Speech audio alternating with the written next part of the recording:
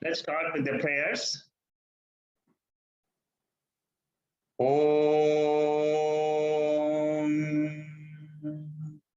Sahana Bhavato Sahanau Bhunakto Sahaviryam Karavavahai Tejasvirabaditamastu ma vidvishavahai.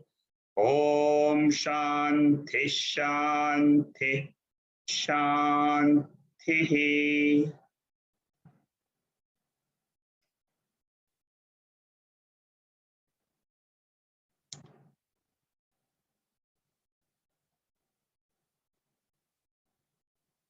We are doing the Panchadasi text, chapter 10.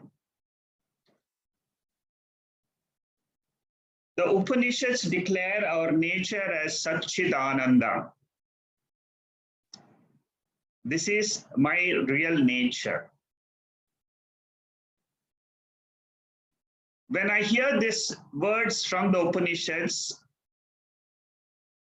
I accept this as the truth about myself.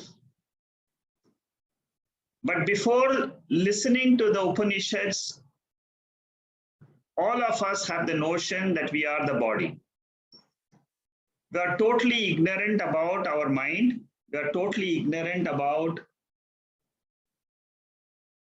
our inner nature. So after we study the Upanishads or the Bhagavad Gita, we find a gap. The gap is the Upanishad tells me something, but I feel that I don't experience that. That gap is called as ignorance. Upanishad tells me I am blissful. My experience is every day I'm having some type of sorrow or the other. So what is the difference? I mean, how does this contradiction between what is taught and what is experienced, how is this gap bridged? In order to bridge this gap, there are advanced teachers who have dwelt on this topic, who have dwelt on this problem, and they try to describe how we can attain that truth ourselves. This is a very, very big subject, very subtle subject. Not many teachers attempt to teach these texts because of the very subtlety, and many students are not ready mentally to absorb these type of teachings. There are two texts which I have come across. Of course, there are 4 or 5. One is Naishkarmya Siddhi, which dwells on similar area. Then Shruti Sara Samudharanam is another text. These are all texts written by the direct disciples of Shankaracharya. Sureshwaracharya has written Naishkarmya Siddhi. Totakacharya has written Shruti Sara Samudharanam. And Vidyaranya has written this beautiful text, Panchadasi. Nishaladasa has written a text called as Vicharasada.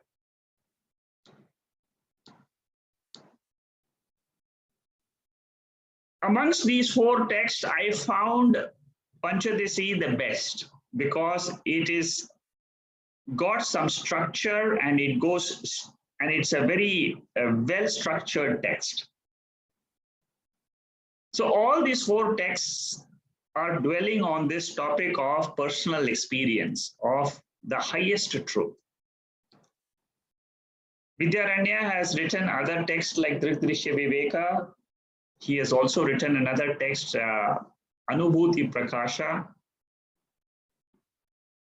They all have one style of writing. Now his speciality, this Vidyaranya speciality is he goes deep into the mind's structure. which I have not seen in any other text.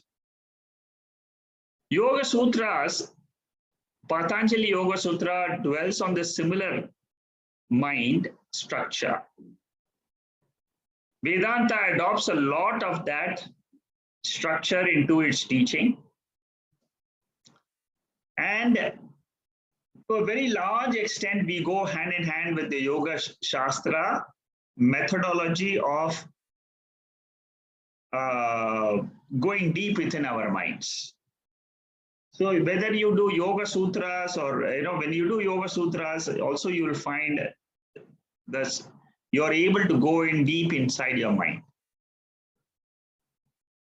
We need some tool to go inside.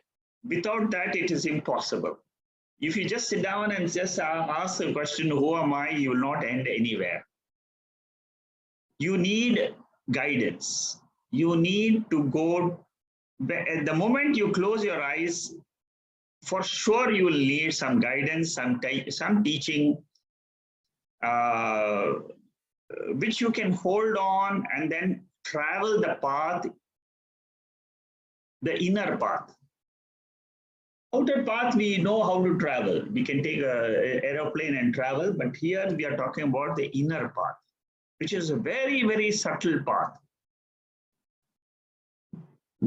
In this chapter itself, you would have seen by now, we have covered 16 verses, how Vidyaranya breaks down the mind into I thought, and then idam thought, aham thought, and then one is an inner thought, another is an outer thought. What is the ahamkara, and what is the sakshi? So the topic, the subject matter is sakshi, which is revealed by Upanishads, and mind, which is the tool which we have to use. How do we use this tool which we have so that we can reach the level of sakshi? So the goal should be clear. I have to know I am Atma Sakshi principle. And what is the tool I have? The tool, the only tool we all of us have is our own mind. Our own mind, intellect, instrument. And the mind and intellect instrument uses thoughts, vrittis. Through these vrittis, we have to go deeper and claim Aham Brahmasmi. So in every chapter, Vidyaranya has got the same methodology. He has to take sakshi, that is the destination. He uses either a Panchakosha Viveka, or he uses the breakdown or takes an example of a dancing hall to reach the same sakshi, which is deep within us. So we have to know the destination, and we have to know the methodology. In chapter 1, you will find Vidyaranya spends a lot of time on Samadhi Abhyasa. Samadhi Abhyasa is claiming Aham Brahmasmi. And how do I claim that? He explains it beautifully in the first chapter. Very, very well structured. They systematically goes deeper and deeper and deeper in that chapter. So we should keep in mind the overall goal of Swami Vidyaranya in every chapter, and also understand that his style is to analyze our mind. Again and again, he uses different methodologies to use our mind properly. Sakshi or Atma is nothing new for us. It is our nature, which I don't know. It is my higher nature.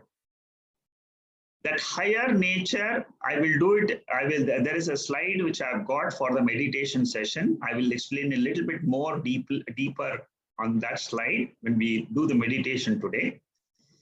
But the general point we should remember is, it is nothing new I have to attain. I only have to remove the covering which is covering the sakshi principle, the Atma principle. And that covering is basically ignorance. For ignorance, there is only one solution, which is knowledge. For example, if you want to remove darkness from a room, you cannot start mopping up the floor and doing some cleaning jobs and all that. That is all karma activities.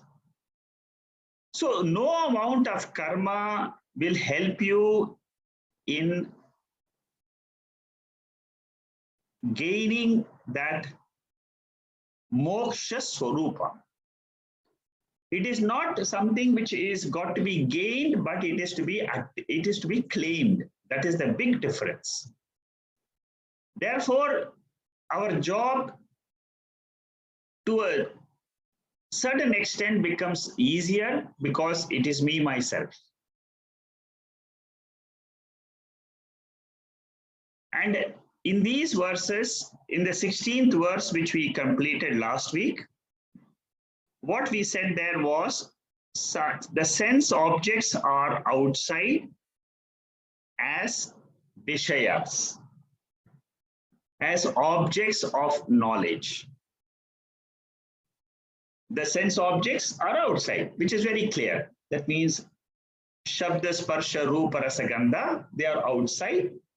And the experiencer of those sense objects is sitting inside the body, which is the ego.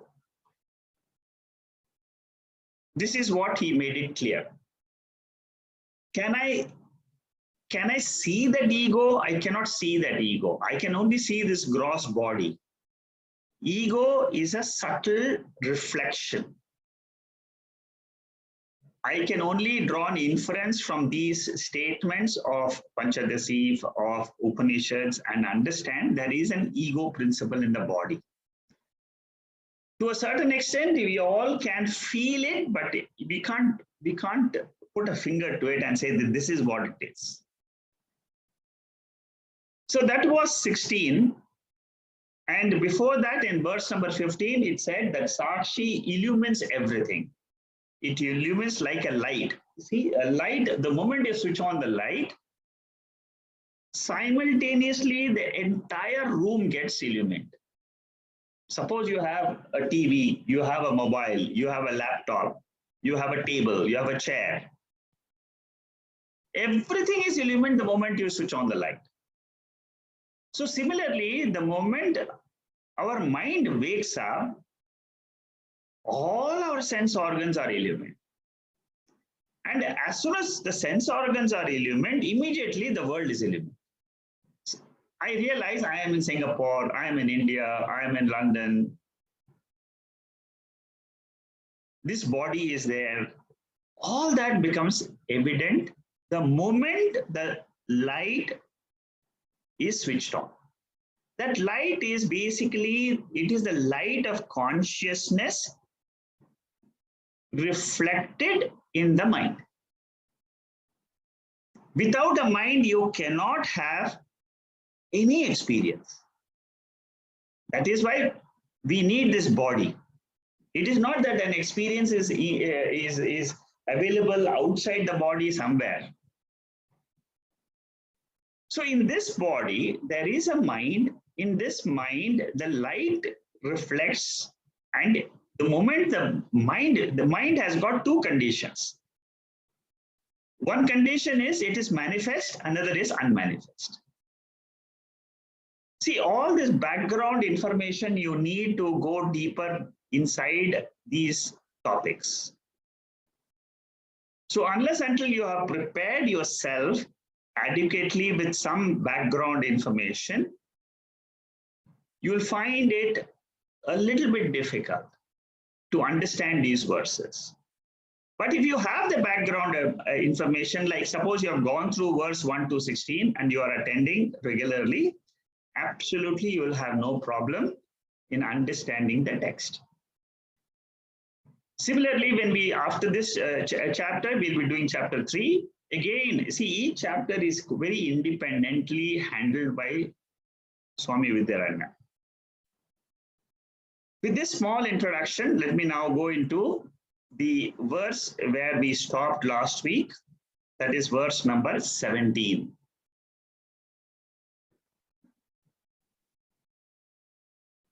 This verse explains the mechanism of the operation of the mind.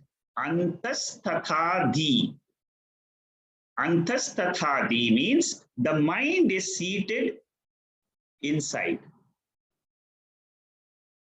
And it goes out with the help of sense organs. See how beautifully he explains this, the process by which we cognize things. Punah punaha. So again and again, the mind goes out. Again and again, it comes inside. It cognizes certain objects. It develops some thoughts. Again, it cognizes something else. Again, it develops some thoughts. Sakshi is always illuminating this whole process. The mind is fickle. Lord Krishna says this very clearly in 6th chapter of the Bhagavad Gita. Chanchalam hi mana Krishna. So here, this fickleness. Fickleness means it is there, it doesn't change, it keeps on changing. Suddenly it wants to have on the TV, then it says, no, I will not see the TV. Immediately it look at the mobile. Then after some time it will say, no, I don't want to look at the mobile. I will look into my laptop. It says, no, I don't want the laptop. I want to go and eat something. So this is what is known as fickleness of the mind. Now, these are all thought forms inside which is going on. Thoughts, vrittis. And these thoughts are illumined, they are known. Illumined in Vedanta means known. Known by whom? It is known by the witness consciousness. That is what he is trying to explain in this verse. Let's see the explanation. Pramata, pramanam, prameyam. These are technical terms which we use. We will be using a lot of technical terms like this throughout the Panchadasi. Why we need these technical terms? Because we can then differentiate the sakshi from the mind. Now, pramata, pramanam is the mind instrument. Prameyam is the objects outside. Pramata is the jiva, the ego I. And this ego I, pramata, is the mind with the reflected consciousness. Now, all these three, according to Vidyaranya, they are all jadam by nature. The pramata, pramanam, prameyam are all jadam, but they become conscious only because of sakshi. Therefore, we say they are all objects of sakshi. This objective nature of the ego I must be very clear, because in the sleep state, this ego dissolves.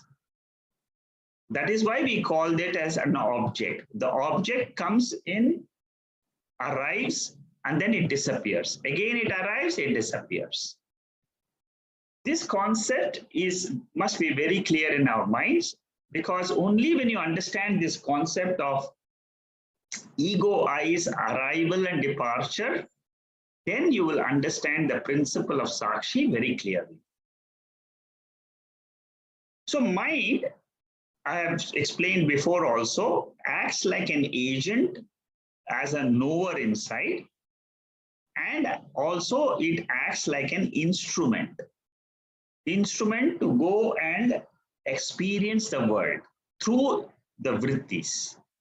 So whenever I use the mind as an instrument, you must note that you are using your sense organs of knowledge to perceive the world. It is the same light. It is only one light. That light expresses in the form of the agent ego I, which is called as pramata, and it also acts like the instrument, which is the instrument to experience the world. For example, a clip is known by the knower ego. I see a clip, I see a mobile, I see a clock. Who knows this? In this body, there is a knower. That knower is called as the ego I, which is called as the pramata. Can I see this clock when I'm sleeping? No. Then what happens? The mind has gone to sleep. The ego I is not there, but I am existing. Who is existing? Sakshi. This is how we have to differentiate ego and sakshi. All of us, we are experiencing this every day. But nobody has taught us like this. That is the difference when we do this Panchadasi text. We gain our own experiences which we have, we gain a new vision of seeing and our experiences in a different way. This is the spiritual vision. Consciousness is different from the Jada Tripoti. Tripoti is Jadam because in the sleep state, it is there, but in an unmanifest form, in the Jada form. But what is there? In that form also, consciousness is there, which is always a sentient principle. It knows and it knows that it doesn't know. I know Russian. I do not know Japanese. So what knows this? That is the sakshi. I know something, I know, I do not know. Both are being illumined by one sakshi. So the light, okay, this is a very important thing. Light, for example, like I said in a dancing hall, it blesses without any participation. Light does not come and say hello to the dancer, now you start the dance program. No, it is not having any participation. It does not have any interaction. Same thing happens to the sakshi. Can the dance go on without the light? Cannot. Nobody can see the dance there. Similarly, sakshi blesses without participation. These two sentences are extremely important to understand the nature of sakshi. Our mind, our intellect, our buddhi has to think in this way. Oh, this is what nature of sakshi is. Because then you will understand that sakshi is an independent principle.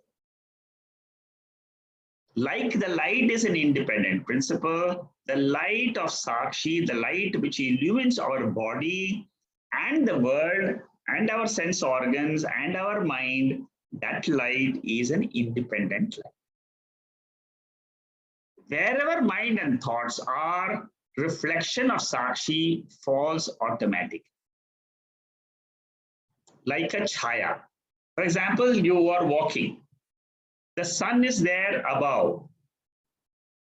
Your body is walking. What happens? A shadow falls on the ground. So similarly, when the mind is awake, the sakshi is always there, and what we see is a reflection of that sakshi falls on the mind. And then we are able to see the world. We are able to see the body. The moment I get up, what happens? I'm aware of the body. That awareness is what? That awareness is not a direct awareness. It is through the mind in this body, then I become aware of this body. You are sitting in London, you are sitting in India, you become, when you get up, your mind gets up. What happens is your reflection of the sakshi principle in your mind makes you aware of your body. But is the sakshi different? Is the light of consciousness different between your reflection and my reflection? It is the same. That is why we call it Brahman. Brihatvat Brahman. It's all pervading nature. This is the way we go deeper to claim Aham Brahma Asmi. Throughout Panchadasi study, you should note the Upanishad tells me Tattvamasi, you are that. I have to understand Tattvamasi and then say Aham Brahma Asmi. That process of saying Aham Brahma Asmi is this 15 chapters of Panchadasi, 1,500 verses. See the amount of effort Vidyaranya has put to teach this subject matter. Similarly, in Vichara Sagar also, the teacher, 550 topics are there in Vichara Sagara. 556, 500, about 60, 500 topics are there. Each topic dwells on the same topic of revelation of the truth, revelation of Atma. So, motion of the body, we will see this motion a little bit more in detail in the next verse, but here we should note that whenever our body travels, we say, I am traveling. It is adhyasa. For example, how is this adhyasa? How is this superimposition? Because the body and the mind are very close to the consciousness, we transfer the movement of the body to consciousness. Actually, consciousness doesn't move. It is achalaha. And in Atma Bodha, we see this example, the clouds and the moon. When the clouds move, it appears as if the moon is moving very fast.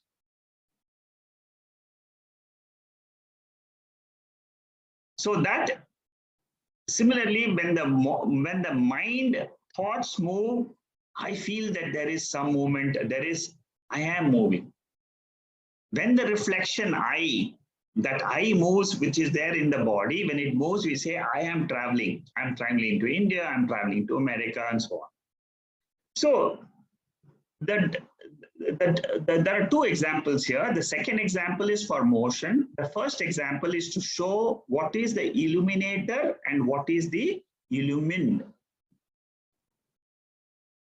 The sun is the illuminator, the moon is the illumined.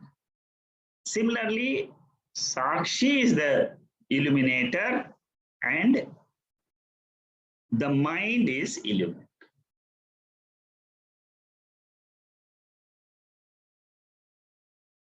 So even when we say, I am very disturbed today, I am very sorrowful, what happens is there is sorrowful thoughts in you. You are not sorrowful, you are only consciousness. That is the difference we have to make. Next time when you say, I am very, very sad today, before you say these words, I am very sad today, I am very, very disturbed today, remember that it is my mind which is sad. Do not try to say, I am sad. In the Laukika world, you'll have to say that. But in your internal sakshi nature, you should say the mind is sad. This difference in your own language inside will make a big transformation in your life. All knowledge of body, mind, senses, world, all of them flows from me, the sakshi. Why? Because I am that light. For example, the sun can claim, the sun, S-U-N, can claim that everything in the earth is illumined by me. I am male, I am female, I am doctor, I am a judge, I am a lawyer. All these are all superimpositions. The nature of sakshi is ananda.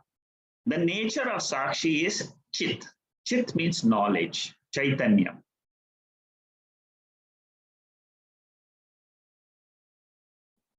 We connect the Atma to the body first, and then from the body, we connect to the world.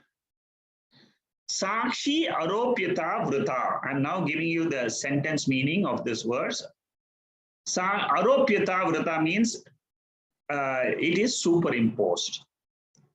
Sakshi, the world body is superimposed on the sakshi. Aropyata means superimposition.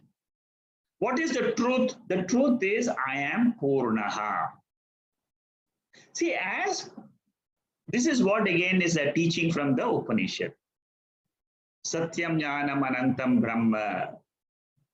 Taittiriya Upanishad says, I am Purnaha. I am complete. Now, these are the things which we have to appreciate in our own self. When I say I am complete, I am beyond time. I am not affected by time. I am totally fulfilled. All these are the nature of Atma. But what is the nature of Anatma? Anatma means ahankar, this ego I. The ego I will never be happy. So you have to understand there are two things in my body. One is sakshi, which is ever happy because it is unconnected with the ego. It is only illuminating the ego, that's all. In its presence, the ego comes. In its presence, the ego becomes absent. When the ego is absent, I don't see the body.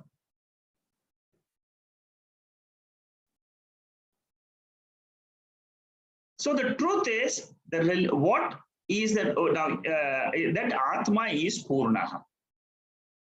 Then we have to ask this question, what is the relationship of Sakshi with the Buddhi? Sakshi and the intellect, how are they related to each other? Antas tatha di sahai vak share bahir yarti punah punaha.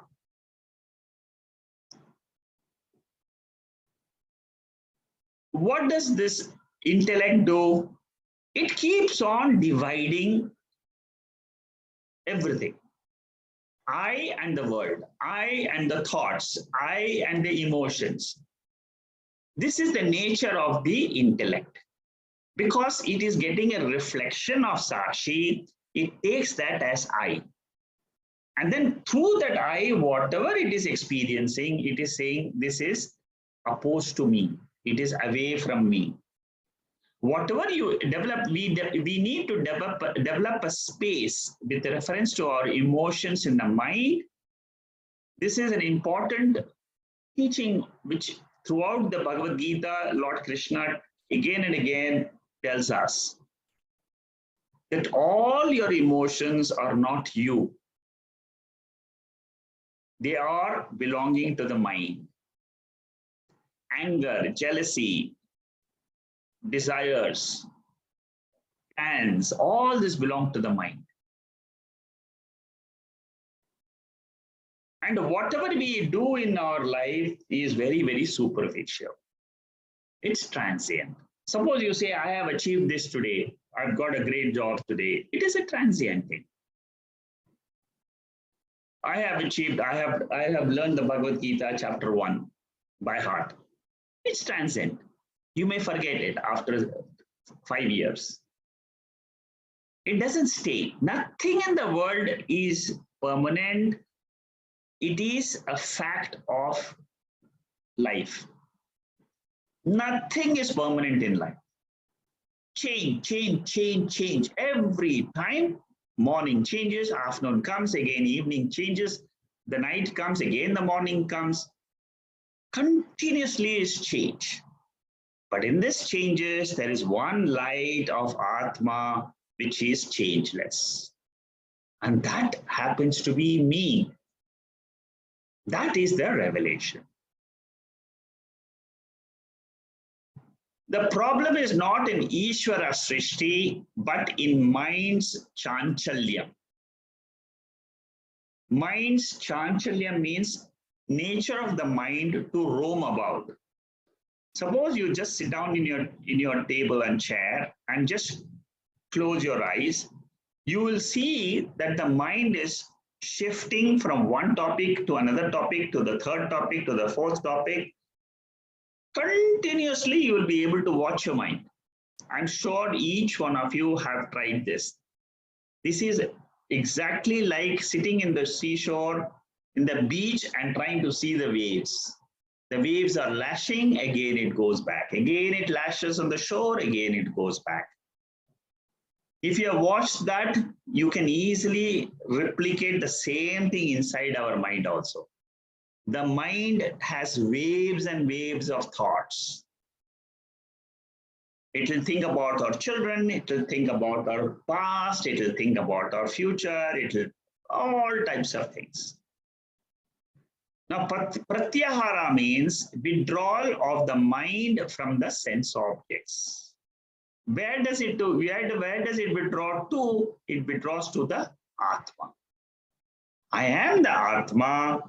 I try to withdraw the waves of thought which rise and fall and try to understand where are they rising from. Ramana Maharshi is an expert in this field of thoughts. His fundamental question, if you read most of the divine quotes, is find out where is the source of your mind. Keep that as your goal of life. The moment you find that source is you, that is your real nature, that is consciousness, that is the awareness principle. And hold on to that awareness principle as the real truth. Not only your real truth, but the truth of the entire universe. Because without the knowledge principle, Chaitanyam principle, there is no world.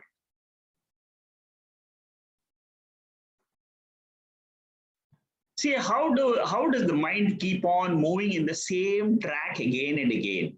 It is explained very beautifully by an example.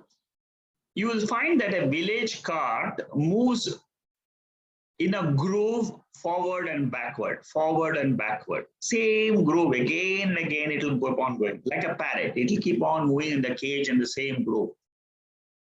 So our mind has got a habit. It has developed a habit. Suppose you have been used to worrying on something about your daughter, about your son. Again and again, the moment you get up, again in the morning, again it will go back to the same track again. You have to understand and this principle of the mind and try to come out of it. Vairagya means keeping the minimum grooves in the mind. The number of grooves each one has is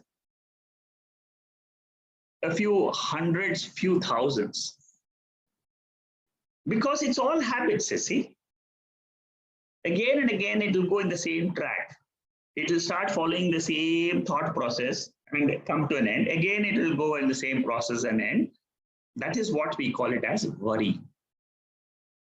We have to become aware of this worry. The moment you become aware, that is a big, big advantage. Because you are creating a distance between your worry, which is an emotion in the mind, and yourself, which is the sakshi. Bhasya buddhaisheha chanchalyam. Mind and reality. Mind is an upadhi. Reality is the shining light. Mind is a thought. It is an object of the awareness. And that object is called as name and form. So as soon as we enter into the mind level, everything in the world is name and form. That is why in Chandogya Upanishad very clearly the teacher says that the whole world is nothing but it is name and form. But where does it rise from? Where does it sink in? It is this Chaitanya. It is that pure existence from where this entire name and form, they rise, they are sustained, and then they are resolved into the Sat principle.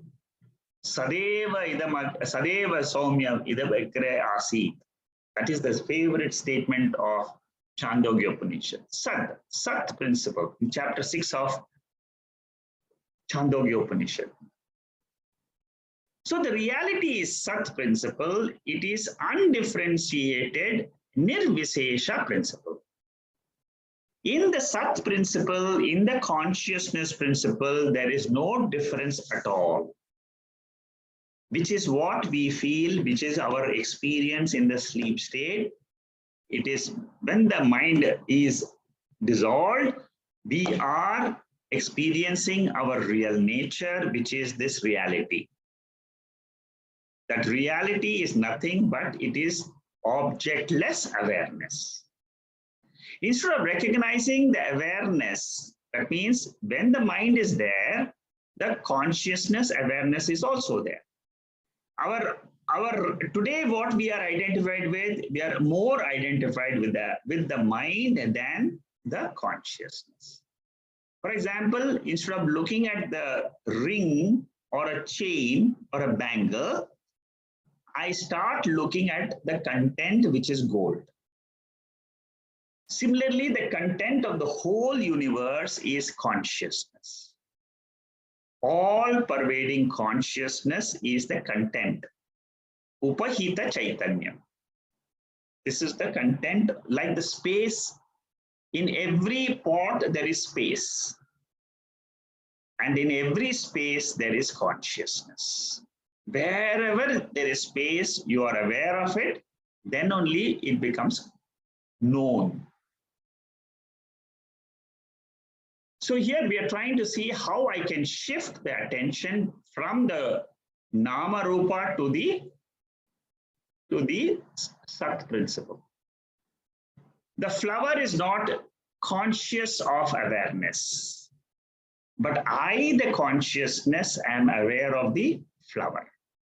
See the difference? The flower is Jadam. The table is Jadam. I am the consciousness principle. I am aware of the table. I am aware of the wall. I am aware of the car. I am aware of the mountain, the river. The river is not aware about me.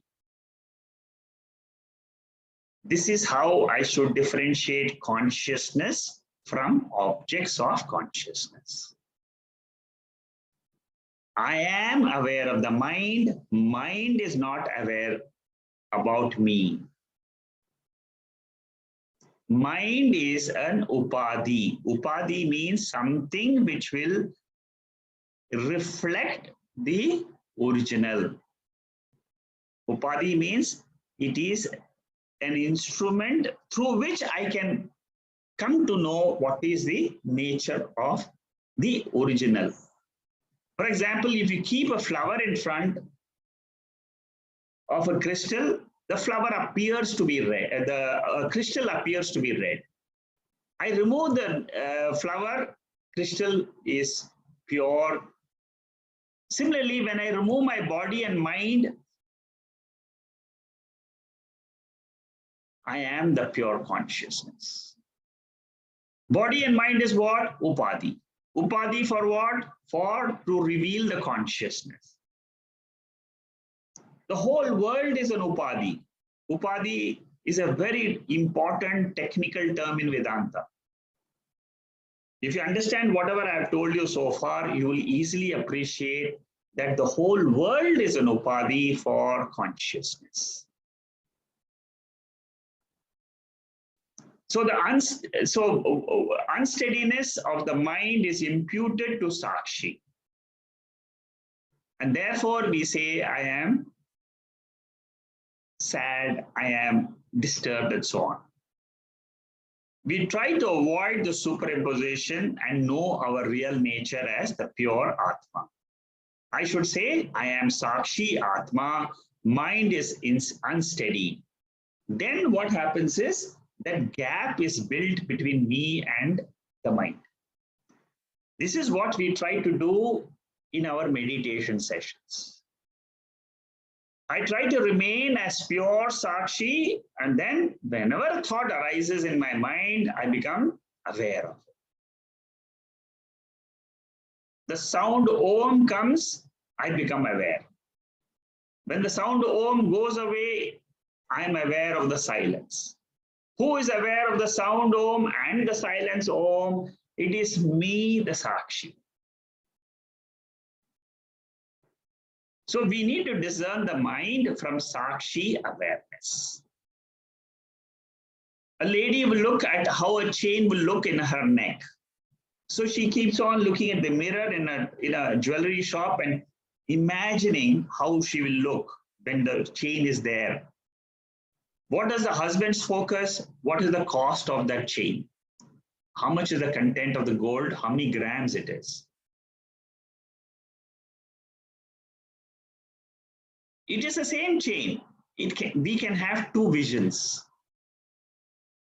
Similarly, our body, we can have two visions. I can look at in what light am I seeing this body? That is my vision of Sakshi.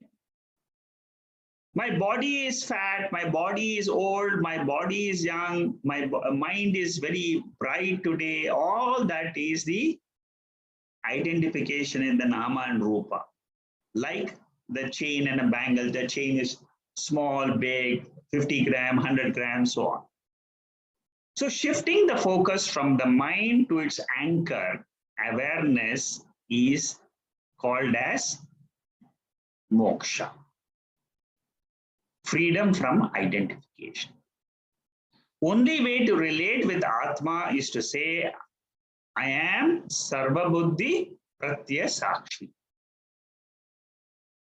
Sarva Buddhi Pratyaya Sakshi means I am the witness of all the thoughts which rise in me. Changeless witness. Who was aware of your emotions 5 years ago? Sakshi. Last week, who was aware? Sakshi. Did the emotions change? Yes. But did the Sakshi change? No. So is there a difference between the mind which has got the emotions and the Sakshi? Yes, there is a gap. That gap I must know. It is from this Sakshi or Atma, the entire universe originates in the waking state and dissolves in the sleep state.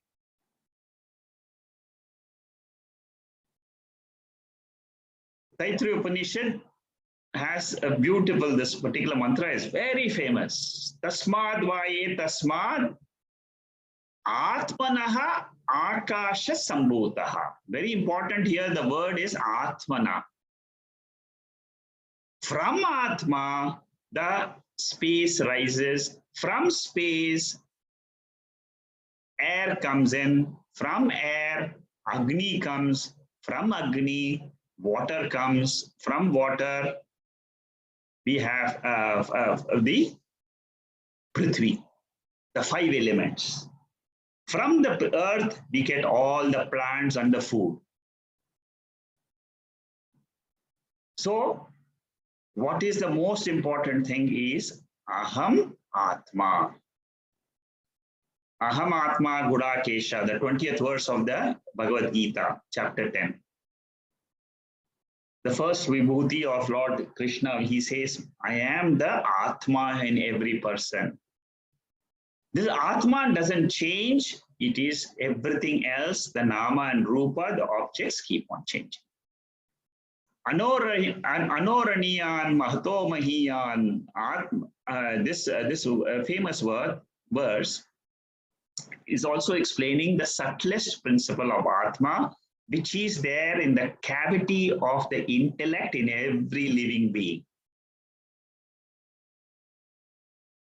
And the moment you are free from the likes and dislikes in the mind, you will be aware of this principle in the mind. So shifting the focus from the mind to sakshi is called as Adhyatma Yoga. Adhyatma Yoga means it is a yoga, a communion with your own self. Whenever we try to look inside our intellect, it is called as Adhyatmam. Adi Bhutam, Adi Daivam. Three things. Adhyatmam means inside our own intellect. Adi Bhutam means outside in the world of elements. Adi Daivam means beyond the elements, that is the God principle, the Devata principle.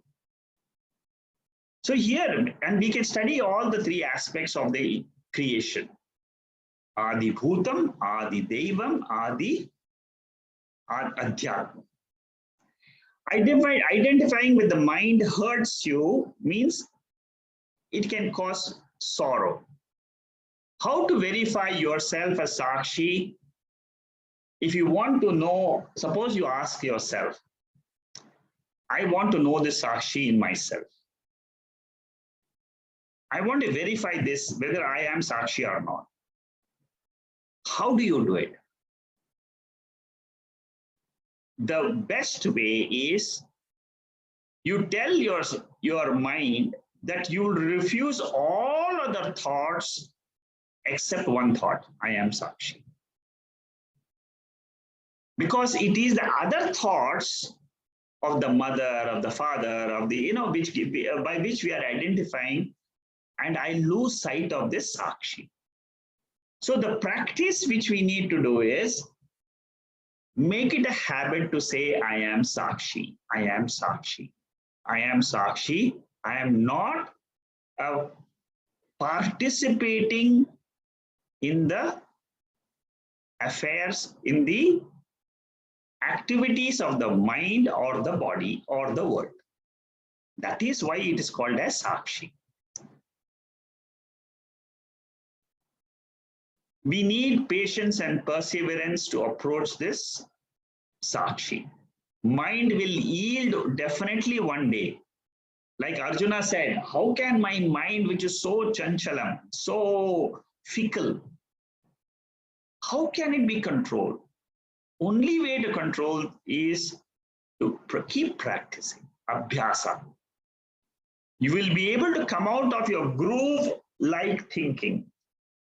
See, for example, many people come and ask me this question, I am very sorrowful. How do I get out of my mind? The only way is to come and study the Bhagavad Gita. As you study slowly, don't give up after the first and second chapter. Complete the whole Bhagavad Gita. Many people come and then they just come, they listen to one chapter, a few verses, and then they just go away, walk away. Similarly, Panchadasi. If you want to have full justice, if you want to have a full, complete grasp over your Atma, go through the text, go through the different chapters. Don't just come only for a few verses and then leave and then come back after 3-4 months again, go. Because this is a continuous exercise, especially for Panchadasi, because the verses are connected. Every chapter may have, this chapter has got 26 verses. But then each of these verses is connected to the previous verse.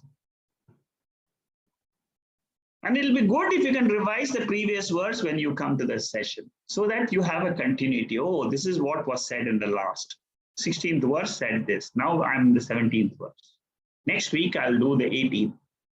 So this way, what happens is these verses cannot be rushed in understanding. You need to go to the depth of it, go and analyze it like we are doing it here. I will just introduce this verse this time. Maybe we'll have time next week to fully finish this. So this verse is a simple verse. It just tells you that about an example of understanding the nature of motion in our mind with reference to the sakshi, which is illuminating it. What is the example here? Here, Vidyaranya takes the example sometimes as little children, 5 years, 6 years, when you are just growing up, you play with your other friends, and whenever we are young, we don't have many other in today's world we have many gadgets, and we have mobiles and so many things which we can give the children. But when, in the previous generation, we used to have only, for example, the children could play with the sunlight, and they could show through their fingers, and then shadows can appear on the wall. That is what is the example is taking. And when the shadows fall, the light is what is responsible for the shadow of the fingers on the wall. And suppose you move your fingers, it will appear as if a rabbit is moving, something is moving, something is stationary. So that is the example he's taking. A streak of light coming into the room through an opening is motionless. So there is a light which, if you take the light ray and if it falls straight onto the wall, you will find that on the wall you will have a motionless beam of sunlight. But suppose in between you take your hand and then you dance your fingers, the light appears to be dancing. What is dancing is your finger, but what is taken, what we see, what is experienced is that the light is dancing. So similarly, we have to say that the attributes of the illuminated mind are like the fingers which are dancing. The movement of the hand is transferred to the ray of the sunlight. Vedanta is not handling the disturbances, it is handling the false transference of disturbances. This is what is called as Adhyasa Bhashyam. In Adhyasa Bhashyam, in the Brahma Sutras, there is Shankaracharya's Adhyasa Bhashyam. That is what is inferred here, what is being compared here. He is using the same principle. So the false transference of the mind onto the Atma, if it is removed, then it is called as moksha. So moksha handles the transference of the mind's attributes on the Atma. So disturbances in the mind has got nothing to do with me, the Atma. I am the sakshi, I am the akarta, bhokta, punya papa rahitaha, sakshi.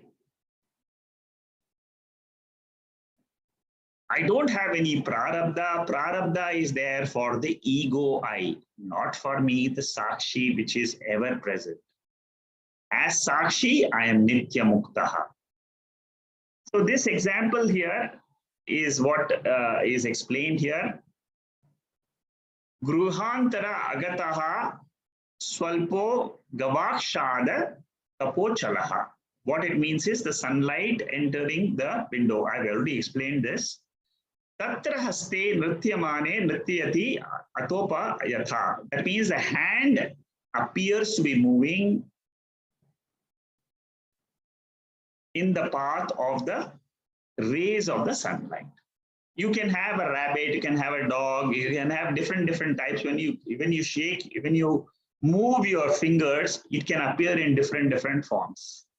Similarly, the restlessness of the mind is not me, but it appears to be me. Reflection of moon in the water, similar example. So when there is a desire in the mind, vasanas are there, samskaras are there, the reflection of the Atma appears to be moving or restless. Shastra says, I am asangoham. Asangoham is as sakshi, I am not connected with the disturbances. Is there a desire or fear in me? No. So what yoga says is, purify your mind through samadhi abhyasa and know your real nature. This is the same thing which I've explained before, creating the space between you and the mind. Next week, we'll start this important verse, 19th verse, and it again explains the nature of sakshi. See, in all these verses, Vidyaranya again and again repeatedly tells us the mind is changing, mind is not me, mind is not me, I am sakshi. 26 verses are taken up only to say, I am the light of sakshi, I am not the disturbing thoughts in the mind. Special emphasis is placed just to say, I am that self-evident sakshi. So we'll study the 19th verse next week. Purnamada Purnamidam Purnat Purnamudachade Purnasya Purnamadhaya Purnameva Vasishyade. Om Shanti Shanti Shanti.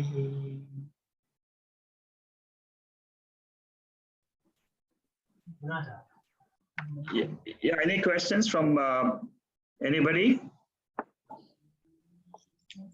Secondly, Why? Yeah, tell me. that's the saying that we are born free, right? Are we? Yes. So we don't need moksha, right? Correct. You don't need moksha. You're right. Moksha But is your nature. You're born free. So what you are trying to understand is, what is that freedom? When we say that I am free, what does it mean? Is the body free? No, because body is not free at all. It is controlled by the mind. Is the mind free? No, because it is controlled by our karmas. So what is this freeness? The freedom is only with reference to the light of consciousness, which we are calling it as Atma. This light is free. And how do I experience this light? I am this light in my sleep. When I am sleeping, who am I? I am not the body. The mind is also not there. I don't experience the prana in the body also. But I exist, correct? All of us, we have no doubt that we exist. So when we talk about freedom, we talk about that Atma which is free from the body and the mind, and which the Bhagavad Gita, the Panchadasi, all these are trying to teach me, look at that Atma, don't look at your body. Body will go away sometime, body, but like the thoughts, right? Thoughts come and go. Your thoughts of the morning are not there in the evening. Evening thoughts are not there tomorrow morning. Thoughts are going. Body is also, see, our problem is we have taken this body to be ourselves, and it is there in our conscious, deep in our consciousness. That is what it is there as myself. All our study is again and again, it's a reminder to us saying that don't look at this body and say, I am this body. That is why again, during the talk also, I said that remind yourself, I am sakshi, I am sakshi. You will get rid of all the fears. The fear in the mind is only a thought. Try to become aware of that thought and say that I am not the thought, I am the sakshi which is seeing the thought. Then you will be free from fear. There is no problem of going to Narakaloka, going to heaven, going to nothing. It is all wrong notion in the mind. You see? So that is what we have to understand. What Veda is trying to do is it's cleaning my mind and saying, okay, come on, remove all your thoughts, remove all your thoughts. And see who you are. Again and again, Panchadasi is a very beautiful text. Again and again, as you go through these verses, your mind will become cleaner, purer, it will become more focused, and you will see that I am able to understand. You see, earlier you could not even understand. You see, your questions to Bhaubai today, after you have been attending these sessions for the last 5 years. And today, when you ask these questions, there is a lot of depth in these questions. You have been able to purify your mind. See, I know because when you started the sessions, the questions you are asking and the questions you are asking now, they are so different. So definitely you have gained through these talks, you have understood about Atma, more about, see, the mind is asking again and again, what is this Atma? What is this body? What is this Atma? What is this body? As you keep reflecting on this, the mind becomes purer. It's a very, very slow process, but it is a gradual, it's a sure process. Then you were saying something like, the space in the pot. What does it mean? Huh? Yeah, space is like the consciousness. You see, space is there in a pot. Initially, we say space is there in a pot. But suppose the space in the pot, suppose you remove the walls of the pot. Suppose you break the pot, you hit the pot and you break the pot. What is there? There is a space which was there inside the pot, has merged with the space with the outside seemingly. That means what? The space inside and outside the pot was always there as one space. When the wall was there of the pot, it was called as pot space. So similarly, consciousness, awareness is there inside this body today. The body is like the pot. And when the pot gets broken, what happens? That consciousness, which is my real nature, it is merged with the total consciousness. That's all. I am the same consciousness. Afterwards also, when the body is not there, when the pot is not, is the space there or not? Yes, the space continues. But not as pot space. It continues as the total space. So similarly, in this consciousness in this body does not continue as the consciousness of the body. It continues as a total consciousness in the universe. Because the body container is gone. So stop identify with the container. Container is okay. Tomorrow morning again, I'll see this container. Again tomorrow, day after tomorrow. So slowly shift your attention to consciousness. Practice, keep practicing. The more you practice, the more you will become, oh, this is what is awareness. Of course, this is me, myself. Again and again, you see, when we study these chapters, we are reminding ourselves of our nature. That's all. Anybody else has a question? Thank you. Thank you.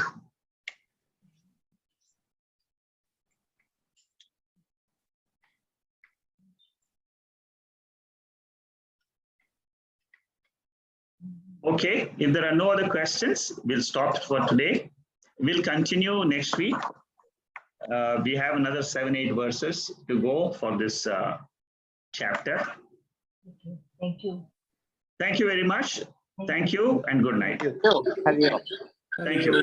Hari Om. Hari Om. Hari Om. Good night, Shakaji. Good night. Thank you. Good night. Thank you. Thank you. Wish you all very happy New Year. Happy New Year, Venkatesh. Thank you. Okay. Thank you.